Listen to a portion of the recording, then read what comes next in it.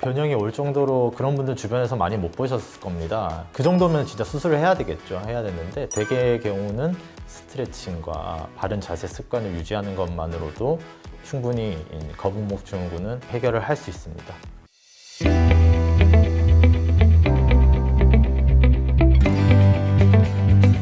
안녕하세요. 서울바른세상병원 신경외과 원장 이재호입니다. 서울바른세상병원의 진료실을 유튜브에서 만나는 시간, 서밭의 진료실입니다. 오늘은 많은 현대인들의 고질병이잖아요. 경추에 나타날 수 있는 질환에 대해서 알아보려고 합니다. 목이 불편해서 아니면 자세가 이제 앞으로 좀 굽는 것 같아서 찾아오시는 분들 보면은 일자목, 거북목이라는 진단을 많이 받고들 하는데요. 자, 이 질환들이 이어지고 심해지다 보면 결국 이제 경추 디스크까지 이어질 수 있습니다. 일자목, 거북목 증후군과 경추 디스크에 대해서 오늘은 이야기를 나눠보도록 하겠습니다.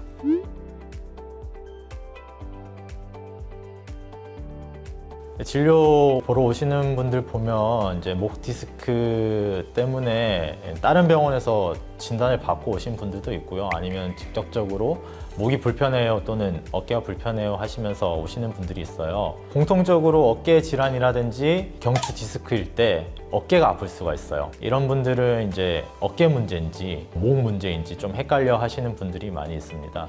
물론 이제 엑스레이, MRI 같은 정확한 검사들이 동반돼야 되겠지만요. 일단 1차적으로 간편하게 구분할 수 있는 방법은 있습니다. 우선 어깨 쪽에서 생긴 문제는 어깨를 이제 움직였을 때 가동 범위에 제한이 걸리는 경우들이 대부분이에요.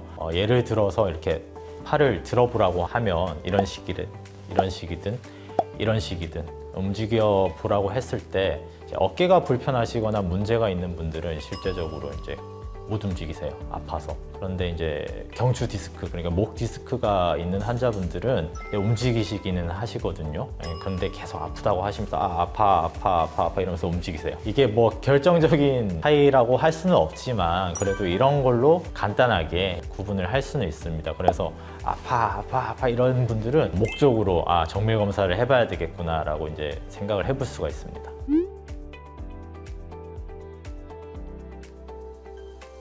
결국 치료의 기준이 되는 거는 환자분의 통증 정도인데요. 이제 많이 아프다. 그 중에서도 나의 이제 일상생활을 피폐하게 만들 정도로 아파하시는 분들까지도 있으신데 이런 분들은 이제 차단술이라고 하는 신경 차단술 등등의 그런 주사 치료가 있어요. 그런 주사 치료까지도 생각을 해볼 수가 있고요. 그 다음에 그것보다는 조금 경미한 수준의 통증이라고 한다면은 체외 충격파가 됐든 아니면 이제 도수 치료가 됐든 그런 보존적인 치료, 물론 약을 드시는 것까지 포함을 해서 보존적 치료가 도움이 될 수 있는 치료가 될 수 있습니다. 뭐 수술도 있고 시술도 있지만 단순히 통증이 있다고 해서 수술을 합시다 이렇게 얘기는 하진 않습니다.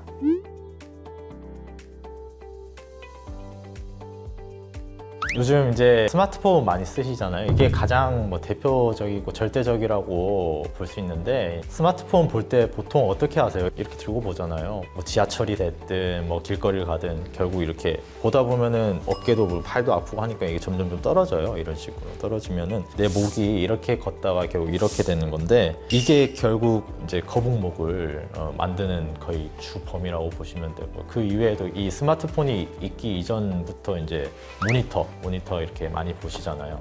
일하실 때나 뭐 그럴 때 보면 나도 모르게 막 이렇게 가까이 가고 있어요. 이것도 보면은 이렇게 옆에서 보면 이렇게 쭉 빠져나오고 거북이처럼 빠져나오거든요. 이게 이제 결국 거북목 증후군을 만들 수 있다 보시면 되고 마지막으로 이제 주무실 때 높은 베개를 쓴다거나 그럴 때도 목이 그냥 옆에서 보면 일자처럼 생겼는데 안을 들여다 보면은 알파벳 C자 형태의 커브를 가지면서 점만을 이루고 있는데 높은 베개를 써버리면 이 점만이 다 깨져버려요. 그러면서 목이 일자로 서면서 앞으로 빠져요. 이거를 거북목 증후군이라고 얘기를 하는데 방금 말씀드린 이런 세 가지가 가장 경추 쪽으로 해서 건강을 해치는 주 원인들이 아닐까 싶습니다.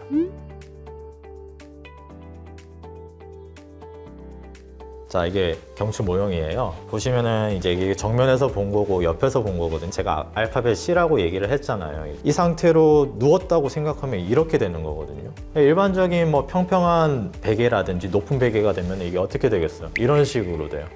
이 C자가 어떻게 파괴되죠. 근데 경추 베개는 이 점만을 유지를 해줘요. 뒤통수를 받쳐주고 전만 안쪽으로 움푹 들어온단 말이죠. 이런 식으로 유지가 되게끔 하는 이제 기능성 베개인 겁니다. 뭐 이런 베개를 쓰신다면 거북목 증후군을 예방할 수 있는 그런 방법이 될 수 있겠죠.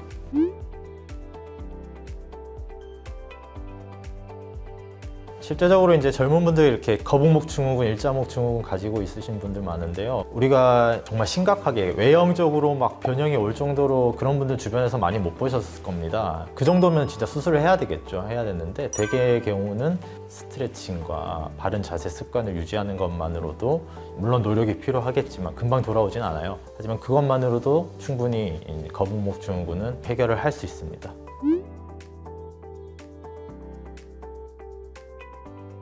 그렇죠.